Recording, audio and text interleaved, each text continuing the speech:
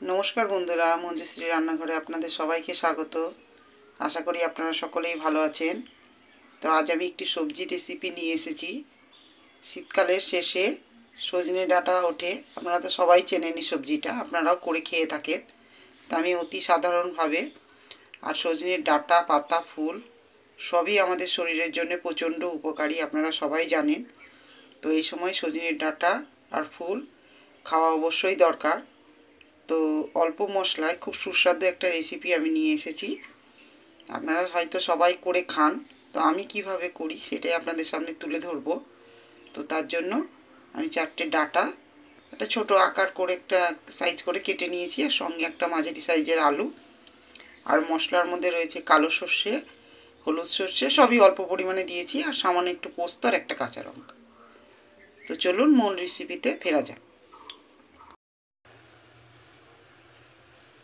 तो डाटा आलू सब किछु केटे भालो करे धुए परिष्कार करे निয়েছি और सर्षे पोस्त जेटा देखिएছিলাম सेटाও पेस्ट करे निয়েছি। तो आलूटा हालका भेजे नेব।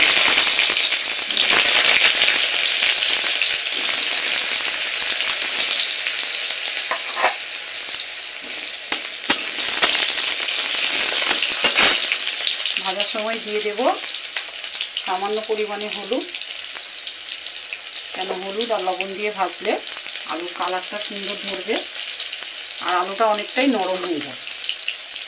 আর দিয়ে দেবো অল্প পরিমাণে লবণ।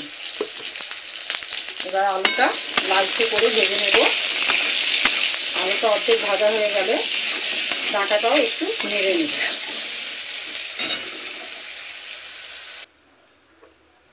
তো ডাঁটা আলুটা হালকা ভেজে তুলে নিয়েছি, খুব লাল কড়া করে ভাজিনি, তাহলে ডাঁটাটা কড়া হয়ে শক্ত হয়ে যাবে। একদম অল্প করেই ভেজে নিয়েছি। আর ওই তেলের মধ্যে সামান্য অল্প, খুব বেশি নয়, অল্প তেল দিয়েছি। আর ফোড়নে দেব 2-4টে সরষে আর কালো জিরে। এবার ফোড়নটাও গরম হয়ে গেছে, এই সময় দিয়ে দেব ছোট একটা টমেটোর অর্ধেকটা দিয়েছি, খুব বেশি দেওয়ার প্রয়োজন নেই।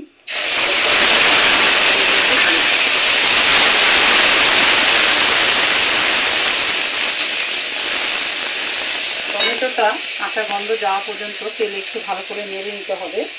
আর দেব এখানে 1/2 চামচ হলুদ গুঁড়ো আর রঙটা ভালো আনার জন্য 1/2 চামচ কাশ্মীরি লঙ্কার গুঁড়ো। এটা কিন্তু ঝাল লঙ্কার গুঁড়ো নেই, আমি পেস্টের সঙ্গে একটা কাঁচা লঙ্কা পেস্ট করে দিয়েছি। তো টমেটো, হলুদ, লঙ্কা গুঁড়ো ভালো করে তেলের মধ্যে নেড়ে নিলাম। এই সময় দিয়ে দেব তরকারিতে পরিমাণ মতন লবণ। আলু ভাজার সময় অল্প দিয়েছিলাম, তো এতটা দিলেই পরিমাণ মতন লবণ তরকারিতে দিয়ে দিলাম। আর দিয়ে দেব পেস্ট, সর্ষে পোস্ত আর কাঁচা লঙ্কা পেস্টটা। যেহেতু সর্ষে খুব বেশি কষার প্রয়োজন নেই, মিনিট 2 মশলাটা কষে সবজির সাথে মিশিয়ে জল দিয়ে ফুটিয়ে নিতে হবে। সর্ষে বেশিক্ষণ কষানোর জন্য সর্ষেতে একটা তেতো ভাব চলে আসে, তাই সর্ষে অল্প একটু কষিয়ে নিলেই হয়ে যাবে। তো বন্ধুরা, আমার রান্নার রেসিপিগুলো আপনাদের কেমন লাগছে কমেন্টে অবশ্যই জানাবেন। তো মশলাটা একটু কষিয়ে তারপরে জল দেব।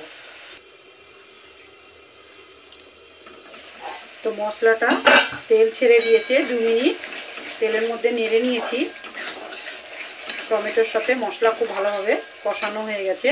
এই সময়ে ভেজে রাখা ডাঁটা আর আলুটা দিয়েও আরও কিছুক্ষণ 1 মিনিট মতন একটু নেড়ে নেব ভালো করে।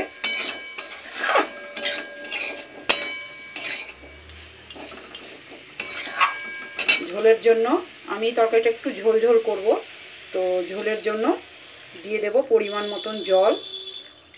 ডাঁটা আলুও একটু সেদ্ধ হবে, তো সেই জন্যে আমি এই পরিমাণে জল দিয়ে দিলাম। এবার জলের সাথে সমস্ত কিছু ভালো করে নাড়িয়ে নিয়ে ঢাকা দিয়ে আরও মিনিট 5 তরকারিটা হতে দেবো।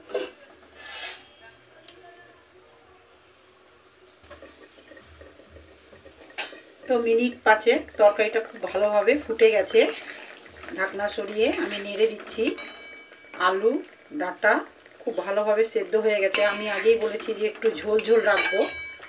তো বন্ধুরা, আপনারাও এই মরশুমে সজনের ডাঁটা এরকম একটু হালকা পাতলা ঝোল করে গরম ভাতের সাথে খাবেন, অসাধারণ লাগে। আর এর তো বলেছি পুষ্টিগুণ, আপনারাও জানেন যে পুষ্টি গুণাগুণ অনেক বেশি, মুখে একটা রুচি, আলাদা রকম রুচি এনে দেয়। তো আমরা তো মাছের ঝোলে, পাঁচ তরকারিতে বিভিন্ন রকম সজনে ডাঁটা রান্না করে খাই, বিভিন্ন ধরনের রান্না করে খাই।